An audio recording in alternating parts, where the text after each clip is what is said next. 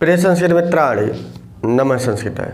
SDG classes पर उत्तर रामचरितम की व्याख्या चल रही है और अभी तक हम लोग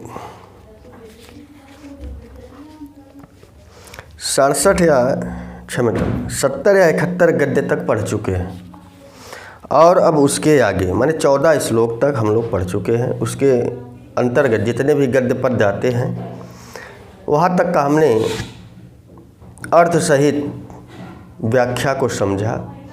अब उसके आगे, लेकिन उससे पहले चैनल पर पहली बार हो तो चैनल को सब्सक्राइब करें। अच्छा लगा तो अन्य संस्कृत ग्रुपों में इसे शेयर करें। इसी निवेदन के साथ आइए अपने कथानक को प्रारंभ करते हैं।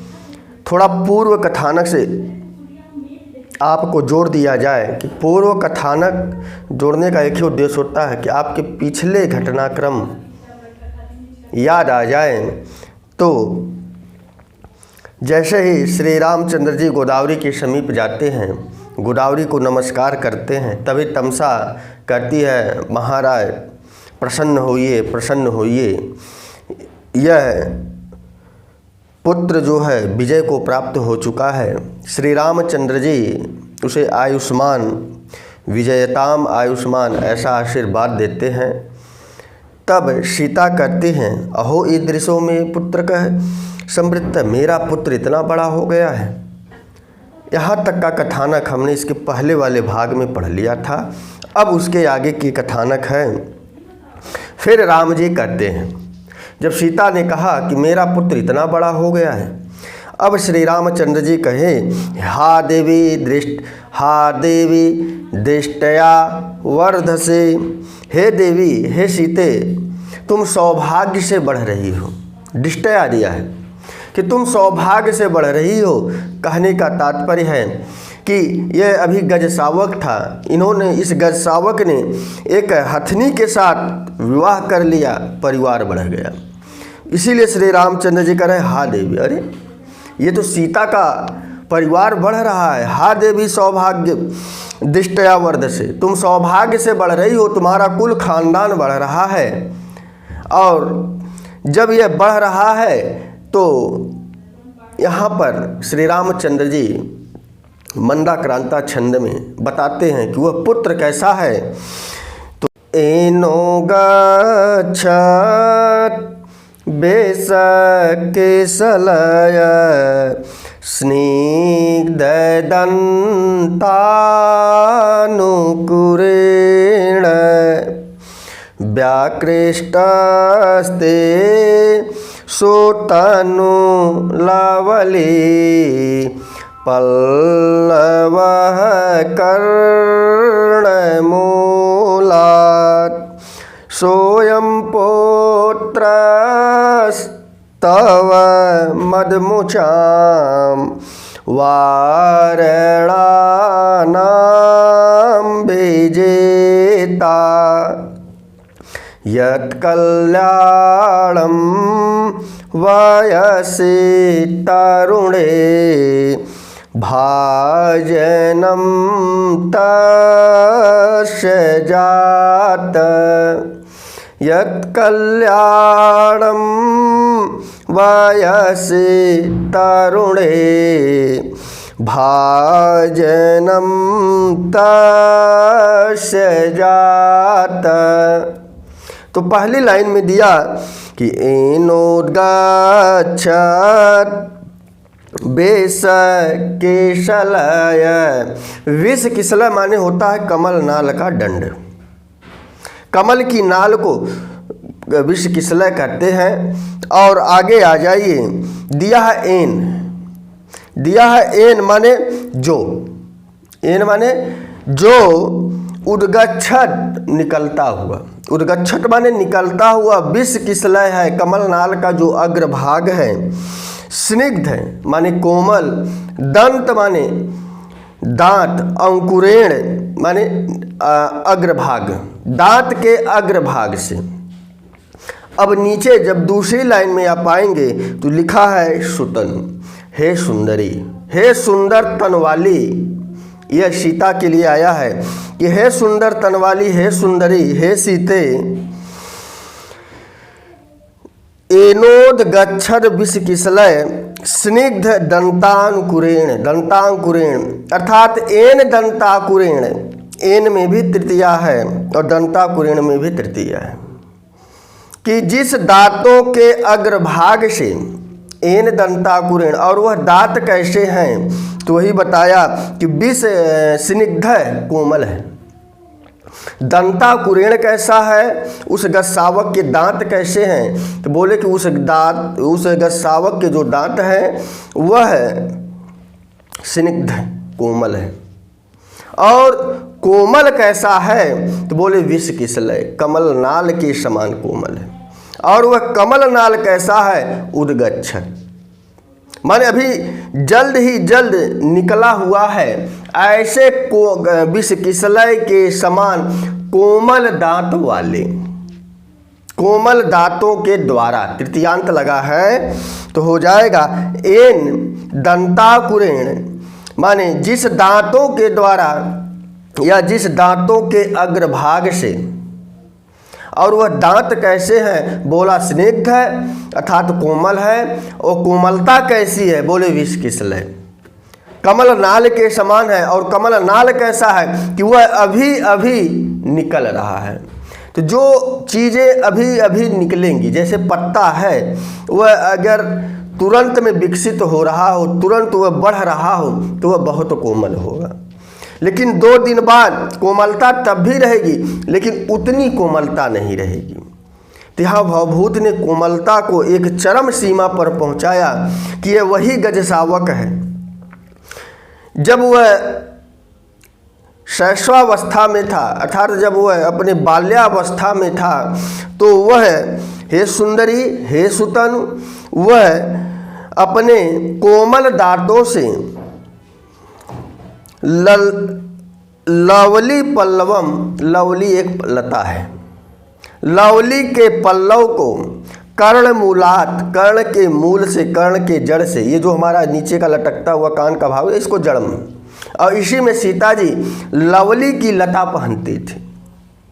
हे सुतनु लवली पल्लव कर्णमूलात ते माने तुम्हारे, व्याकृष्टे, व्याकृष्ट ते दिया, ते माने तुम्हारे, लवली पल्लव कर्णमूला, तुम्हारे कर्णमूल से, तुम्हारे कानों से लवली के पत्तों को दंताकुरेण, दांतों के द्वारा व्याकृष्ट, खींचा करता था। यह वही गजसावक है जो जब तुम इसको पाल रही थी, जब यह बच्चे की अवस्था में था, जब यह बाल्यावस्था में था, जब तुम इसको सेवा करते थे, अर्थात जब तुम इसे पत्ता खिलाती थी, इसको जब आपने बढ़ा किया, यह वही गजसावक है।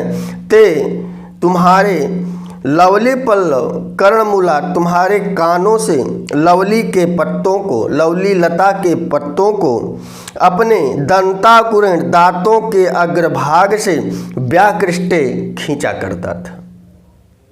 और वह दांत कैसे हैं इसकी विशेषता बताई, या इसका विशेषण बताया कि वह जो दांत हैं स्निग्ध थे, कोमल थे, क्योंकि जो शावक होगा उसके दांत भी कोमल होंगे। और वह कोमलता कैसी थी तो बताया कि विष किसलय, कमल नाल के समान। और वह कमल नाल कैसा है कि अभी अभी वह निकला हुआ कमल नाल है, अर्थात वह अत्यधिक कोमल है।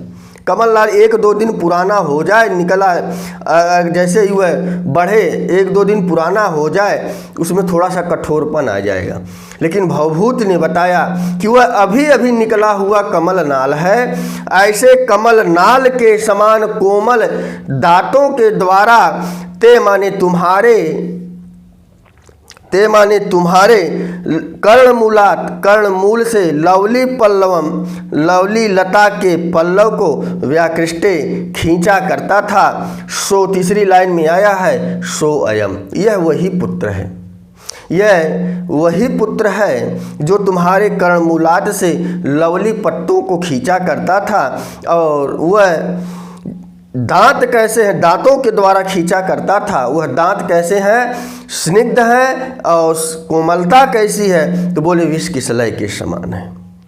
इन उदगच्छत माने अभी निकला हुआ, अभी जल्द ही निकला हुआ विषकिसलय था।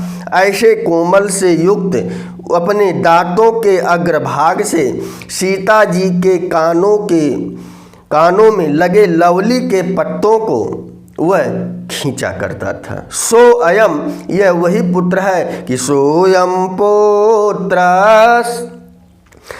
तव मदमुचाम वारणानाम विजेता। तो सो अयम, यह वही पुत्र है, और पुत्र तव, और यह तुम्हारा पुत्र मदमुचाम, मद को बहाने वाले, मद को छोड़ने वाले, वारणानाम, गजानाम, यह वही पुत्र है जो तुम्हारे कर्णमूलात से लवली पत्तों को खींचा करता था। आज वह पुत्र मदमुचाम अर्थात मद बहाने वाले गजानाम हाथियों को विजेता जीत रहा है। आज यही पुत्र तो मैंने तुम्हारा पुत्र, ये तुम्हारा ही पुत्र है जो आज युवावस्था में बलशाली, मद माने बहाने का अर्थ होता है कि जो हाथी मद बहाता है वो अपनी युवावस्था में होता है, बहुत शक्तिशाली हाथी माना जाता है। ऐसे शक्तिशाली हाथियों को जीतने वाला हो गया। मद मुचाम वारणा नाम विजेता, यह वही गजसावक है, यह वही पुत्र है जो तुम्हारे कानों से लवली पत्तों को अपने दांतों के द्वारा खींचा करता था। आज वही हाथी, वही तुम्हारा पुत्र बड़े से बड़े बलशाली हाथियों के साथ जीत रहा है, अर्थात उस पर विजय प्राप्त कर रहा है, इसलिए दिया विजेता। वही हाथी आज विजयी हो गया, अर्थात वह दर्पात आपने पीछे पढ़कर आया होगा कि कोई घमंड में आकर उस हाथी पर आक्रमण करता है, और तभी यह बात वासंती के द्वारा पता चलती है कि उस हाथी ने विजय पा लिया। सीता के पुत्र द्वारा जो पालित हाथी था उसने विजय प्राप्त कर लिया। वही घटना यहाँ भी आई। और वह मदमुचाम अर्थात मद बहाने वाले युवावस्था वाले हाथी जो शक्तिशाली होते हैं, ऐसे शक्तिशाली हाथियों पर विजयी पा गया। विजेता माने विजयी हो गया। और यत् कल्याणम वायसे तरुणे भाजनम तस्य जात, तस्य भाजनम जात, वह पात्र हो गया। भाजनम माने पात्र, वह पात्र हो गया है, अर्थात वह उसका पात्र हो, तस्य माने उसका पात्र हो गया। तो किसका पात्र हो गया? आगे लिखा है कि यत् कल्याणम वयसी तरुणे, वयस माने अवस्था, तरुणे माने किशोर अवस्था। एक किशोर अवस्था में जो जो गुण उस जवानी की अवस्था में होने चाहिए कि बलशाली होना चाहिए, बल है, इसीलिए वह दर्पात हाथी के ऊपर विजय प्राप्त कर लिया। युवा अवस्था में पत्नी के साथ शादी विवाह रहना चाहिए, शादी हो जाए, यह भी युवा अवस्था के लक्षण है। इसीलिए लिखा है यत् कल्याणम, कि यत् कल्याणम वयसि तरुणे, उसे जो युवावस्था में जो जो चीज़ें चाहिए थी, जो उसके लिए कल्याणकारी वस्तुएं थी, तस्य भाजनम जात, वह उसका पात्र हो गया। वह बलशाली भी हो गया है, अपनी पत्नी की रक्षा भी कर सकता है, और साथ ही साथ वह अपने पत्नी के साथ रह भी सकता है। तो यत् कल्याणम वयसे तरुणे भाजनम तस्य जात, कि जो जो एक अवस्था में, तरुण अवस्था में, किशोर अवस्था में जो जो चीज़ें चाहिए वह उसका पात्र हो गया है। तस्य भाजनम जात, वह उसका पात्र हो गया, अर्थात वह बलशाली भी हो गया। यह अवस्था में था, उसके ऊपर किसी घमंडे या दर्प में, अहंकार में कोई हाथी आक्रमण करता है तो उस पर वह विजय प्राप्त करता है। इससे क्लियर हो गया कि वह बलशाली है। और शादी विवाह भी हो गया, यह भी एक तरुण अवस्था की एक जो है कल्पना है कि तरुण अवस्था में शादी विवाह होना अवश्य निश्चित है। वह अपनी पत्नी के साथ रहा है, यह भी यत् कल्याणम है। बलशाली हो गया, यह भी एक जो है उस तरुण अवस्था की एक उपयोगिता है। इसीलिए बोला यत कल्याण, जो भी कल्याणकारी वस्तुएं चाहिए, जो भी कल्याणकारी चीज होनी चाहिए, वह सब उस गज शावक में व्याप्त है, माने उसका वह पात्र हो गया है, ऐसा श्री रामचंद्र जी कहते हैं।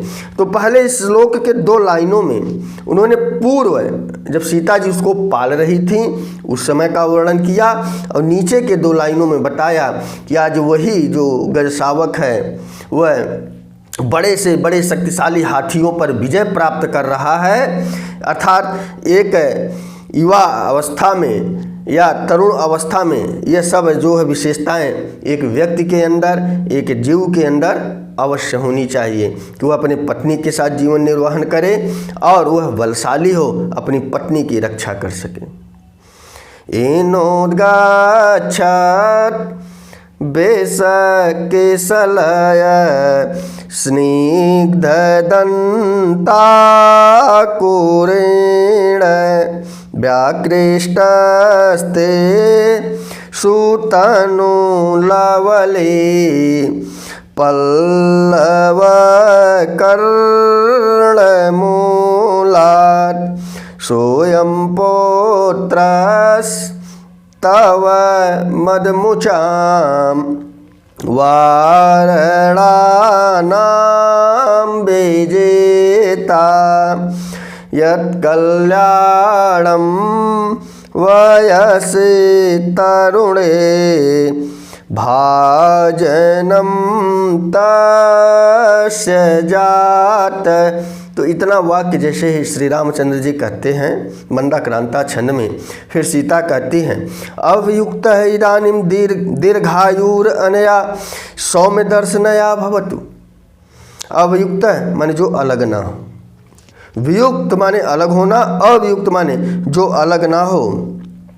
इदानीं इस समय यह है, दीर्घायु यह उस पुत्र के लिए, दीर्घायु माने पुत्र के लिए, अनया सौम्य दर्शनया हथनी के लिए आया है कि यह जो प्रिय दर्शना है, जो सौम्य माने प्रिय, यह जो प्रिय दर्शना है वह अवियुक्त है, वह अब कभी भी अलग ना होवे, भवत माने होवे। सीता जी ऐसा आशीर्वाद देती हैं कि अब जो दिया है इदानीम अवियुक्त है दीर्घायु, अब यह हमारा पुत्र कभी भी अलग न होवे, अनया सौम्य दर्शनया भवतु, अपनी उस पत्नी के से साथ अब कभी भी वह अलग न होवे, क्योंकि सीता जी जानती हैं कि वियोग की अवस्था कैसी होती। इसीलिए उन्होंने आशीर्वाद सीता जी ने दिया।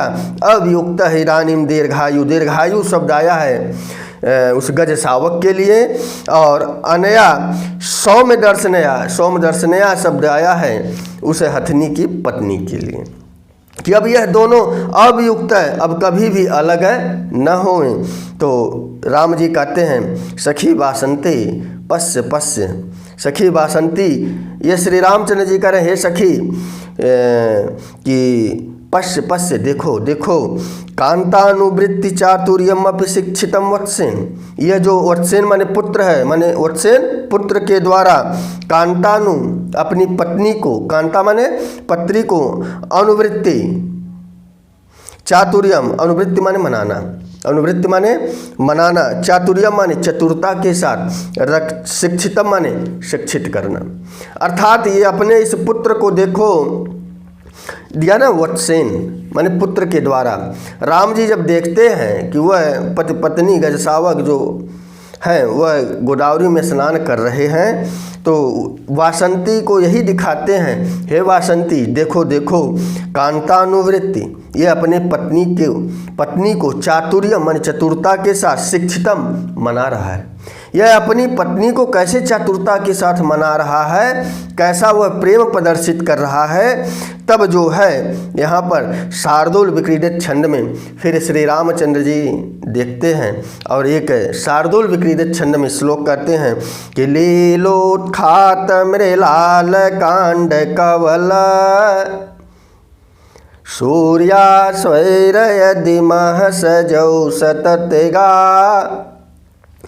लीलोत्खात मृणाल कांड कवल छेदेषु सम्पादिता पुष्यत पुष्करवासितस्य पयसो गण्डोष संक्रान्तय शेकः शेकरिणो करेण विहिता शेकः शेकरिणा करेण विहिता कामं विरामे पुनः यत्स्नेहादनरालनालनलने यत्स्नेहादनरालनालनलने पत्रात्र पत्रं धृतं पत्रात् पत्रं धृतं।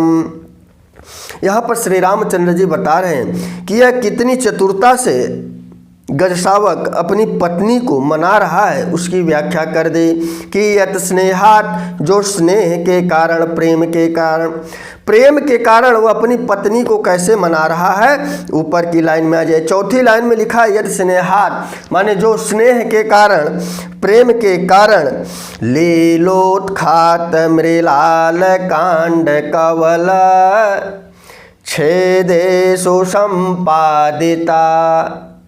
संपादिता माने किया, कि जिन्होंने लीलोत्खात, लीला माने क्रीड़ा के द्वारा या अनायास ही, देखो खेल में हम लोग कुछ अनायास ही चीज़ें बेवजह पेड़ पौधों को उखाड़ लेते हैं, वही चीज़ यहाँ भी व्याख्या की गई कि लीलोत्खात मृणाल कांड कवल, कि क्रीड़ा, जल क्रीड़ा के द्वारा ही या जल क्रीड़ा करते करते अनायास ही उस हाथी के द्वारा मृणाल कमल नाल के दंड को उखाड़ लिया जाता है, और कवल और उसको ग्रास करते हुए कमल नाल को उखाड़कर हाथी कमल नाल खाता है, उस कमल नाल को खाता भी था और उस हथनी को भी खिलाता था। माने उसका ग्रास करते करते, और छेदेषु माने अंत में, संपादिता संपादित करते हुए, संपादिता माने संपादित करते हुए, अर्थात वह क्रीड़ा के द्वारा खेल खेल में ही वह हाथी हथनी आपस में खेल रहे थे, जल क्रीड़ा कर रहे थे, और उसी बीच बीच में वह कमल नाल को उफाड़ कर या उखाड़ कर उसके कमल नाल के दंड को ग्रास करता था। कवल माने भोजन बनाता था, खुद खाता था, हथनी को भी खिलाता था। यही तो श्री रामचंद्र जी वासंती को दिखा रहे हैं कि हे वासंती, पश्य पश्य, देखो हमारा पुत्र क्या कर रहा है। भाई जो सीता का पुत्र वही राम का पुत्र, और कैसी चतुरता सीख ली है एक पत्नी को मनाने के लिए, वही बताया कि लीलोत्खात मृणाल कांड कवल छेदेषु संपादिता। और छेदेषु माने अंत में, जब वह कवल ग्रास को खिला लेता है तो उसके बाद पुष्यत पुष्कर वासितस्य पयसो, पयसः माने होता है जल, पुष्यति माने खिले हुए हैं, पुष्कर, पुष्कर माने कमल, कमल के फूल, खिले हुए कमल के फूलों से वासित माने सुगंधित, पयसः माने जल को, पयसः माने जल को। और यह जो सुवासित जल हो गया कमल के फूलों से, ये फूल कहाँ से आए? जिस कमल नाल को वह उफाड़ कर खा रहा है तो वह केवल कमल नाल को खाता है, कमल के पुष्प को नहीं खाता। तो कमल के पुष्प खिले हुए वह कमल उस गोदावरी नदी के जल में गिर रहे हैं, और उस खिले हुए कमल की सुगंधियाँ उस गोदावरी के जल में मिल गई हैं। वही दूसरी लाइन में बताया कि पुष्यत पुष्कर वासितस्य पयसो, कि खिले हुए कमल के पुष्प के द्वारा सुवासित हो गया है जल जिसका, ऐसे पयस के द्वारा गंडोष संक्रांतय है, अर्थात मुंह में पानी को भर के वह अपने हथनी को नहला रहा है। मुंह में पानी को भर के ऐसे सुगंधित, और वह सुगंधि किसकी है? तो बोले कि वह सुगंधित कमल के पुष्पों की है। और उस कमल के पुष्पों को मुंह में पानी भर के वह हथनी के ऊपर उसे स्नान करा रहा है। और फिर क्या हुआ तो बोला कि से कह से करिणा करेण विहित। करेण माने हाथी के सूंड के द्वारा, कर का अर्थ हाथी के अर्थ में सूंड होगा, बाकी के अर्थ में हमारे हाथ ही होंगे। तो हाथी का हाथ क्या है, उसका सूंड है। करेण अर्थात सूंड के द्वारा विहिता माने किया गया, सीकरिणा जल के छोटे छोटे बूंद, सीकरिणा अर्थात जल के छोटे छोटे बूंदों के द्वारा सेका माने सींचा गया। कभी वह मुंह में पानी को भर के हाथी को मोटे धार से नहला रहा है, और कभी वह से कह से करिणा करेण विहिता, कभी वह पानी को मुंह में भर के फव्वारे के माध्यम से अपनी हथनी को नहला रहा है, सिंचित कर रहा है। सींचने का अर्थ क्या हुआ, फुहारे के द्वारा अपने हथनी को स्नान करा रहा है। से कह कर से करिणा करेण विहित कामं विरामे पुनः। और इसके बाद जब यह सब कार्य कर लेता है तो इसके बाद यत् स्नेहाद नराल नाल नलनी, अनराल माने होता है ना, अनराल, अराल माने होता है टेढ़ा, और अनराल माने होता है जो टेढ़ा ना हो अर्थात सीधा। सीधा नाल माने कमल के नाल को लेकर, नलनी माने कमल, माने उसे कमल के सीधे दंड को लेकर, माने एक ऐसा कमल का नाल, वह हाथी गजसावक का बच्चा जो वह गजसावक है, वह एक कमल नाल को उस गोदावरी नदी से निकालता है, और उसके अग्रभाग पर, ऊपर के भाग पर पत्र लगे हुए हैं, माने कमल का पत्र लगा हुआ है। उस कमल पत्र को आत पत्र बना दिया, माने छाता बना दिया। आपने ऐसा तस्वीर देखा होगा कि हाथी के सूंड में एक कमल नाल पकड़ा दिया जाता है, यहाँ पर पुष्प लगा दिया जाता है, लेकिन पुष्प तो नहीं है, पुष्प तो टूट गए हैं, लेकिन ये छाते का काम कर रहा है। कमल का पत्ता क्या है, छाते का काम कर रहा है। ऐसे दंड को, ऐसे कमल नाल को अपनी सूंड में पकड़कर वह हाथी के ऊपर छाते के तरह लगाया हुआ है।